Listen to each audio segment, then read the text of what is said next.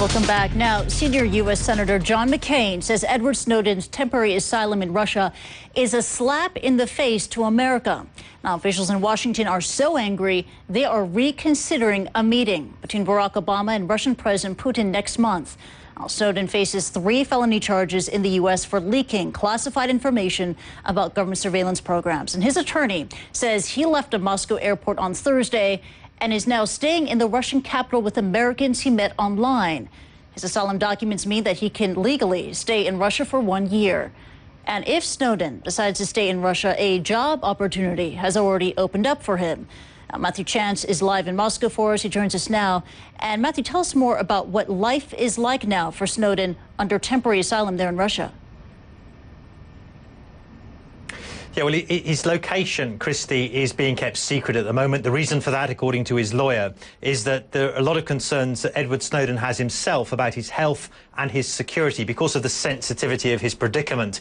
He believes, according to his lawyer, that American intelligence officials may be chasing him, and that's why his location is being kept secret at this stage. You just reported this, but I'll restate it. It's understood he's living with, temporarily at least, an American citizen who lives in Moscow, somebody he met, according to his lawyer, online while he was cooped up inside Moscow's Sheremetyevo airport for more than a month. The identity of that individual has not been made clear to us. You're right as well to mention that job offer, because I expect what Edward Snowden will be doing now is assessing what his next moves will be, whether he intends to stay in Russia for the long term. It's been suggested by his lawyer that he may, or whether he intends to move on to another country. Remember, initially he was trying to get to Ecuador in South America. Whether that still stands or not, whether he can travel on the documents he's been given by the Russians, is something we don't know yet. But if he does stay in Russia, there has been a job offer, at least one, offered to him by a kind of internet mogul in this country who runs the Russian equivalent of Facebook. It's called In Contact here. He said that Edward Snowden may be interested in taking up a position in his St. Petersburg office, basically looking at protecting personal data, something that's an issue obviously close to Edward Snowden's heart. But, you know, obviously no reaction yet from any of the Snowden camp at this stage on what he intends to do in the upcoming year. He's been given a year-long asylum, remember, in Russia. All right, Matthew Chance on the story for us live from Moscow. Thank you.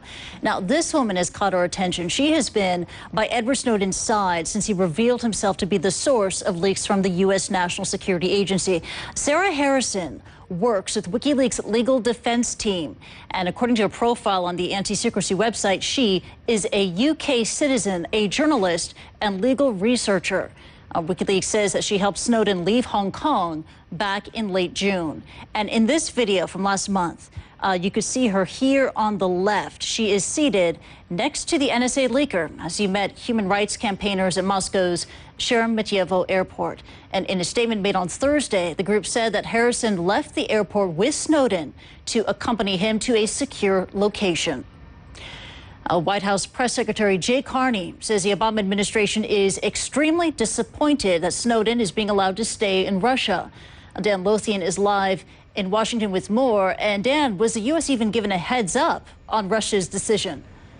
White House spokesman Jay Carney told reporters that, in fact, the White House was not given a heads up, although a source did tell CNN that in private conversations, there had been some indication that Russia was getting ready to make this move. But again, no warning that, in fact, Snowden would be given this temporary asylum. So there's a lot of pressure on President Obama to get tough on President Putin, coming from Capitol Hill, really a bipartisan chorus, saying that this really is an embarrassment for all Americans, that this is a slap in the face, and that it's time for the president to show that there are consequences for these kinds of actions. In the meantime, the White House says that the conversations will continue between U.S. officials and Russian officials as they make the case that there is a legal standing for Russia to return Snowden back here to the U.S. And then, of course, there are those outstanding questions as to what will happen with these upcoming summits in September. The president was scheduled to meet face-to-face with President Putin in Moscow in September.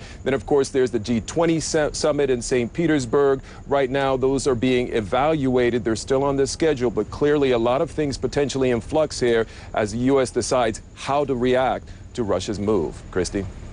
All right, Dan Lothian there joining us live from the White House. And just during that update by Dan, we were screening for the first time a new picture of the NSA leaker Edward Snowden. This photo was taken as he was leaving the Sheremetyevo airport in Moscow. And if you look closely, there's a big smile on his face. Dan Lothian reporting earlier. Now, the backlash against a controversial Russian law that bans the discussion of gay rights and relationships in front of children is gathering momentum. Now, bars in the U.S. and around the world have dumped their stock of Russian vodka to protest the legislation. There have also been calls to boycott the 2014 Winter Olympic Games, which will be held in the Russian city of Sochi. But one gay athlete says that is not the answer. Kyung La reports. Visible signs in Sochi as Russia prepares for the 2014 Olympic Games. Half a world away, short track speed skater Blake Skellerup trains in his event physically and mentally. The only gay athlete known to be planning to compete in the Games. I would say I'm a little bit worried, not so much afraid. Not afraid despite the risk. Speaking via Skype from his training camp in Calgary, Skellerup is well aware